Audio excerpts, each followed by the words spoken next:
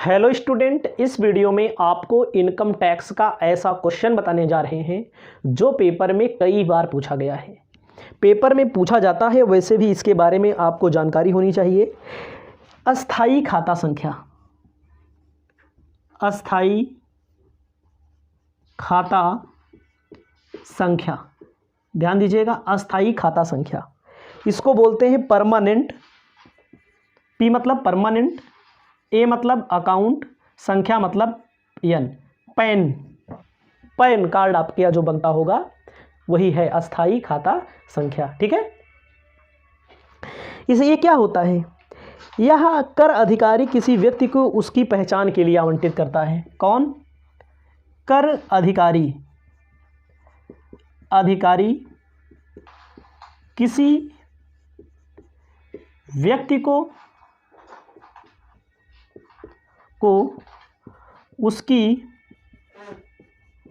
पहचान के लिए आवंटित करता है। कर अधिकारी किसको? कर अधिकारी व्यक्ति की पहचान के लिए आवंटित किया जाता है। जैसे बहुत सारे लोग पैन कार्ड बनवाए हैं, हम भी बनवाए हैं। तो पैन कार्ड का प्रयोग ज़्यादातर कहाँ होता है? जहाँ पर 50,000 से ज़्यादा लेन देन किया जाता है, वहाँ पर ज़्यादा इसका पैन कार्ड का प्रयोग होता है। लेकिन सरकार समय समय पर नियम कानून में परिवर्तन करके कुछ न कुछ इधर उधर सरकार भी करती रहती है, सरकार कर देती है, जिससे लोग पैन कार्ड बनवाते हैं। और ठीक है, पैन कार्ड को क्या कहते हैं? Permanent account number. ध्यान दीजिएगा, इसके लिए अगर किसी को पैन कार्ड बनवाना है तो farm number 49A farm number 49A भरना होता है। अगर किसी को पैन कार्ड बनवाना है तो कौन सा फार्म भरना पड़ेगा? 49A फार्म नंबर भरना पड़ेगा। ठीक है। उसके बाद पैन कार्ड काहे लिए बनवाया जाता है? याद रखना, पैन कार्ड इसलिए बनवाया जाता है कि कहीं पर अगर आप लेन देन करते हैं 50,000 से अधिक, ठीक है, 50,000 से अधिक लेन देन करते हैं, अगर आप इनकम टैक्स भरते हैं, इनकम टैक्स रिटर्न भरते हैं, तब भी आपके लिए पैन कार्ड जरूरी है। आगे एक टॉपिक तैयार कर लेना है, बहुत पेपर में पूछा जाता है। उद्गम स्थान पर कर की कटौती लिखना है। जिस स्थान पर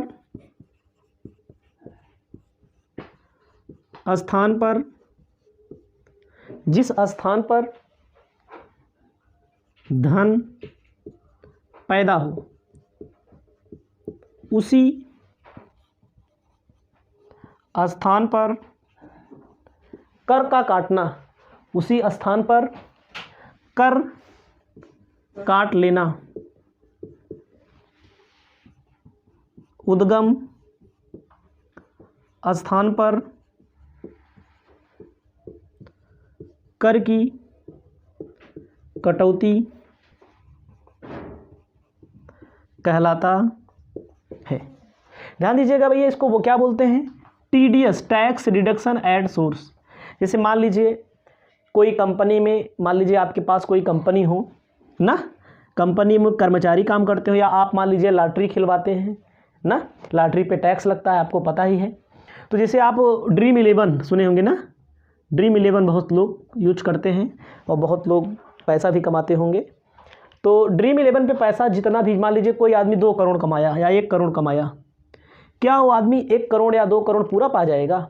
जितना जीतते हैं उसका 30% कंपनी टैक्स काट करके किसको देती है? सरकार को दे देती है। समझ रहे? जितना जीतते हैं, अगर 10,000 रुपये से ज़्यादा जीतेंगे, 10,000 तक जीतेंगे तो पूरा दे देती है। तो ध्यान दीजिएगा, जैसे मान लीजिए कोई आदमी 1 करोड़ जीता ना, तो 1 करोड़ में 30% यानी 30 लाख सरकार को देना पड़ेगा। 30 लाख क्या और देना पड़ेगा? 4% और देना पड़ेगा। इसी का 3 लाख का 4%, इकाई दहाई सैकड़ा हज़ार 10,000 लाख, 3 लाख। 1 करोड़ जीता तो 30 लाख, हाँ 30 लाख का 4%, 4 3 12, 1,20,000 और 31,20,000 रुपया सरकार के खजाने में जाएगा। कितना? 31,20,000। क्यों जाएगा कि देखो उद्गम, उद्गम का मतलब होता है ड्रीम 11 पे कोई जीतता है या माई 11 सर्कल आता है, तमाम चीज़ें आती हैं, तो सरकार को 30% चला जाता है और उसके अलावा 4% टैक्स पे टैक्स 4% एजुकेशन का। तो अगर मान लें कंपनी भूल गई काटने के लिए तो वही होता है चूक में करदाता, यानी कि जहाँ पर पैसा पैदा हो वहीं पर टैक्स का काट लेना, उसको क्या कहते हैं, उद्गम स्थान पर कर की कटौती कहा जाता है। याद रखना, लॉटरी में काटा जाता है, वेतन में भी काटा जाता है। याद रखना, जैसे LIC के एजेंट बहुत सारे लोग होते हैं तो उनका क्या बोलते हैं, आप लोगों से हम लोगों से किस्त ले जाकर जमा करते हैं बैंक वहाँ पर ऑफिस में, उसके बाद उनका उनसे 5% काट लिया जाता है। तो याद रखना, उद्गम स्थान पर कर की कटौती का मतलब जहाँ पर पैसा पैदा हो वहीं पर टैक्स का काट लेना, उद्गम स्थान पर कर की कटौती कहलाता है। आपको इनकम टैक्स के अंतर्गत देखो, इनकम मतलब आय, आय में क्या क्या शामिल किया जाएगा, आय मतलब इनकम टैक्स में आय में क्या क्या शामिल किया जाएगा। आय में कहा गया है, आय की कोई परिभाषा नहीं दी गई है, कहीं से आप लाभ कमाते हैं उस पर भी इनकम टैक्स लगेगा। अगर आप कहीं पर लाभांश कमाते हैं, लाभांश किसे कहा जाता है, लाभांश का मतलब होता है कि जैसे कंपनियों में बहुत सारे लोग शेयर खरीदते हैं ना, दिखते होंगे आजकल ग्रो ऐप पे या एंजल वन, तमाम ऐप हैं, लोग शेयर खरीद लेते हैं, तो शेयर खरीदने वालों को क्या मिलता है, लाभांश। कंपनी लाभ कमाएगी, कमाने के बाद कंपनी लाभ कमाएगी, लाभ कमाने के बाद टैक्स सरकार को दे देगी, जो बचेगा अपने अंशधारियों को बांट देगी, उसको बोला जाता है लाभांश। ठीक है। उसके बाद अनुलाभ अगर किसी को मिलता है, अनुलाभ का मतलब होता है सुविधा। अगर आप इनकम टैक्स पढ़ रहे हैं, अगर किसी व्यक्ति को कार मिली हुई है सरकार की तरफ से या कंपनी की तरफ से, उसको भी वेतन में जोड़ा जाता है। घर मिला है रहने के लिए, उसको वेतन में जोड़ा जाता है। वर्दी मिलता है तो उसको भी जोड़ा जाता है, जूता मिलता है तो उसको भी जोड़ा जाता है, मनोरंजन करने के लिए मिलता है तो उसको भी जोड़ा जाता है। ठीक है। उसके बाद अनुलाभ के बाद भत्ता, भत्ता का मतलब ये सुविधा मिलेगी, यहाँ पैसा नहीं मिलेगा, सुविधा मतलब कार दे दी जाएगी, घर दे दिया जाएगा। ठीक है। आने जाने के लिए मोटरसाइकिल भी दे सकते हैं, तेल पानी दे सकते हैं, सुविधा है। भत्ता का मतलब होता है ये नकद मिलता है। नकद का मतलब होता है जैसे मान लीजिए सरकार घर नहीं दे पा रही तो आपको घर के लिए पैसा दे देगी, मकान किराया भत्ता जिसको बोलते हैं। महंगाई ज़्यादा बढ़ रही है तो वहाँ महंगाई भत्ता दे देगी। भत्ता मतलब नकद। ये जो सैलरी वाला चैप्टर जब आप पढ़ेंगे तो वहाँ पर बहुत अच्छी तरह से हम पढ़ाते हैं इसको। ठीक है। इस सबका वीडियो पहले से बना हुआ है। उसके बाद पूंजी लाभ। पूंजी लाभ का मतलब होता है अगर कोई व्यक्ति अपनी संपत्ति को बेचता है, दीर्घकालीन संपत्ति को बेचता है, अल्पकालीन संपत्ति को बेचता है, उसको पूंजी लाभ कहते हैं। उसके बाद सहकारी समिति से लाभ, सहकारी समिति से लाभ। उसके बाद व्यापार पेशा से लाभ।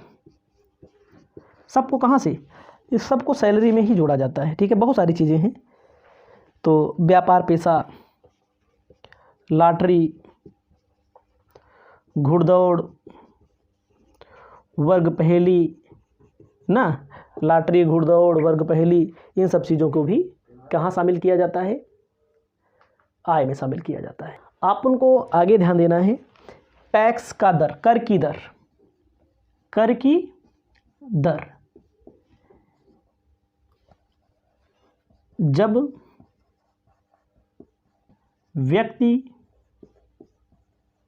की आयु 60 वर्ष से कम हो, इसको सामान्य व्यक्ति बोला जाता है। इसको सामान्य चाहे महिला हो चाहे पुरुष हो, जब किसी व्यक्ति की आयु 60 साल से कम हो तो इसके लिए नियम क्या लगता है, 2,50,000, इसको नील बोलते हैं। 2,50,000 पर कोई टैक्स नहीं लगेगा। अगले 2,50,000 पर 5%, अगले 5 लाख पर 20%, अगले शेष पर 30% टैक्स लगाया जाता है। इसको याद रखिएगा, 30% टैक्स लगाया जाता है। ठीक है।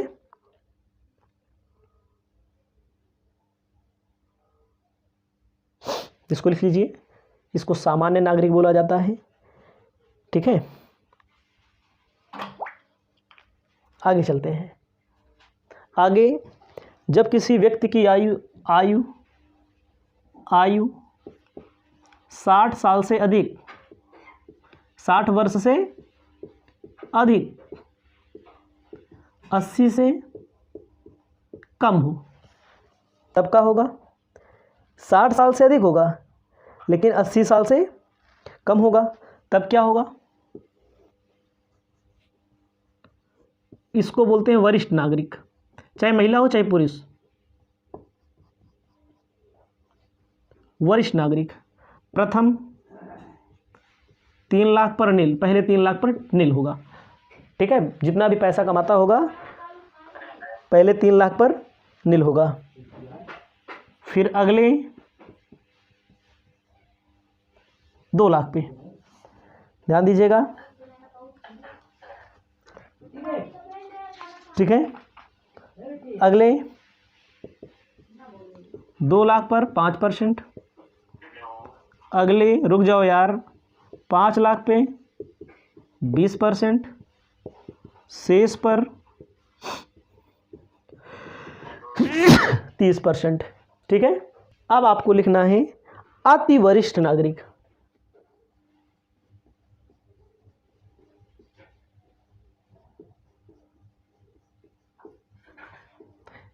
आयु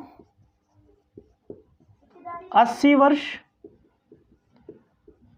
से अधिक, जब किसी व्यक्ति की आयु का कितनी हो, 80 वर्ष से अधिक हो, तो उसको बोला जाता है अति वरिष्ठ नागरिक। इसके लिए देखो प्रथम 5 लाख पर, ये परिवर्तन भी हो जाएगा भविष्य में, सरकार के ऊपर है भैया, ये हम पहले बता दें, ठीक है। सरकार इसको परिवर्तित भी कर सकती है। प्रथम 5 लाख पे नील, अगले 5 लाख पे हमें 5% नहीं रहता, सीधा 20% आ जाता है, ठीक है, सीधा 20%, शेष आय पर 30%। इसको अपनी कॉपी में लिख लीजिए, ठीक है। आपको आगे लिखना है आयकर लगाने की विधि। आयकर कैसे लगाया जाता है, लगाने की विधि। आयकर की लगाने की विधि में आपको मैं बता दूं, सबसे पहले व्यक्ति के कुल आय, कर योग्य आय की गणना की जाती है। कर योग्य आय की गणना के लिए वेतन से आय, समझो पहले पूरा। दूसरा मकान संपत्ति से आय। तीसरा व्यापार एवं पैसे से आय। नंबर 4 पूंजी लाभ। नंबर 5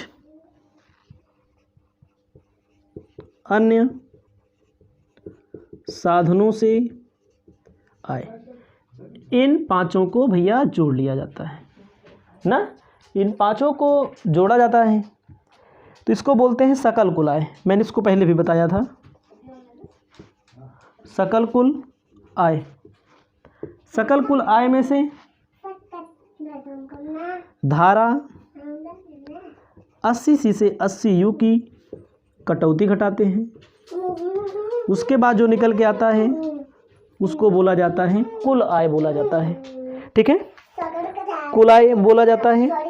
इसी पर जो मैंने टैक्स का रेट लगाया, ठीक है, टैक्स रेट लगाया जाता है, ठीक है, टैक्स निकाला जाता है। आपको एक चीज़ और तैयार करना है थ्योरी के दृष्टि से, सकल कुल आय एवं कुल आय में अंतर। सकल कुल आय और कुल आय में अंतर कैसे निकाला जाता है, लिखा जाता है, ध्यान दीजिएगा, बहुत इंपॉर्टेंट है। इधर मान लीजिए सकल कुल आय है और इधर कुल आय है, तो आप लिखिए पांचों शीर्षकों के योग को सकल कुल आय कहा जाता है।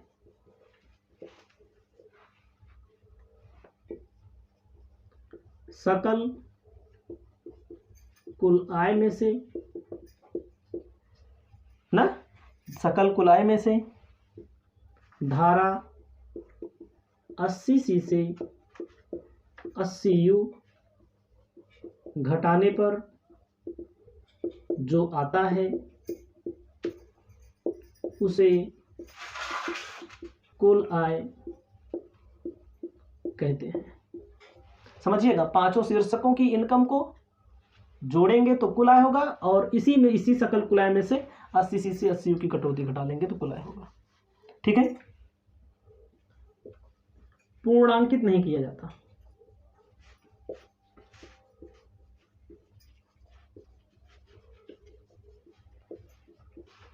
दूसरा नंबर, पूर्णांकित किया जाता है। पूर्णांकित का मतलब होता है, थोड़ा कम दिखाई दे रहा है, लिखना है सकल कुल आय में से धारा 80C से 80U की कटौती घटाने पर ना, 80U से कटौती घटाने पर जो आता है उसे कुल आय कहते हैं।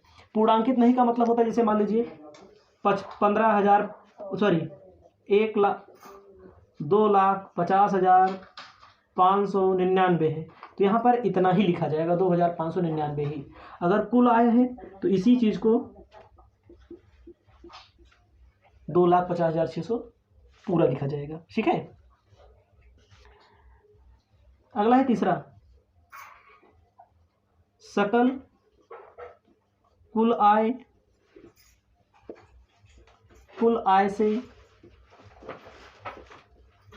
कम नहीं हो सकती, हमेशा ज्यादा ही रहेगा, क्योंकि बराबर हो सकता है लेकिन कम नहीं हो सकता है। कुल आय सकल कुल आय से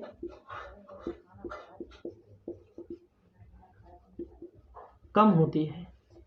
ठीक है, मतलब हमेशा जान लीजिए सकल कुल आय ज़्यादा होती है और कुल आय कम होती है, इसको ध्यान दीजिए।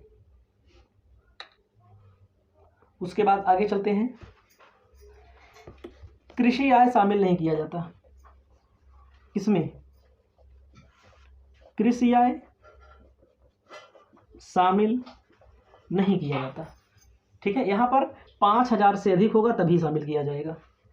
ध्यान दीजिएगा, टैक्स भी ज़्यादा हो, 2.5 लाख से ज़्यादा पैसा कमाया गया हो और 5,000 से ज़्यादा कृषि आय हो तो शामिल किया।